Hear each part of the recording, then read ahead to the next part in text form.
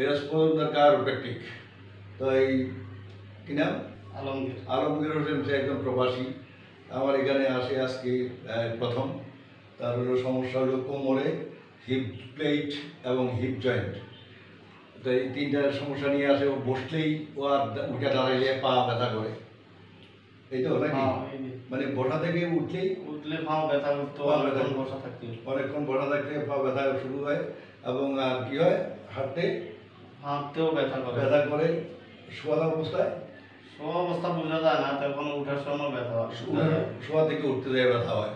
তা আমরা আজকেই তাকে প্রথম ট্রিটমেন্ট দিলাম, প্রথম দিন। তাই চিকিৎসা শেষ হয়নি। চিকিৎসা শেষ হইতে হয়তো 5 সপ্তাহ বা 10টা ট্রিটমেন্ট লাগতে পারে। তাই এই অবস্থায় যে আজকে যে তোমাকে আমরা আজকের দিন চিকিৎসার পর বসতে দিলাম, উঠতে দিলাম, এতে তোমার পাটা একটু হালকা হয়েছে। হালকা হয়েছে কতটুকু? অনেকটা হালকা হয়েছে। অনেকটা হালকা হয়েছে, মানে ব্যথা যায় নাই। ব্যথা এখনো আছে, ব্যথা হালকা হয়েছে পাটা অনেকটা। কিন্তু ব্যথা যেতে তো আরো 8-10টা চিকিৎসা লাগবে, এটা পরিষ্কার কথা। এখানে কোনো 2 নম্বরের কথা নাই। তোমার বেলায়ও না, আমার বেলায়ও না। আমার থেকেও ভালো লাগছে।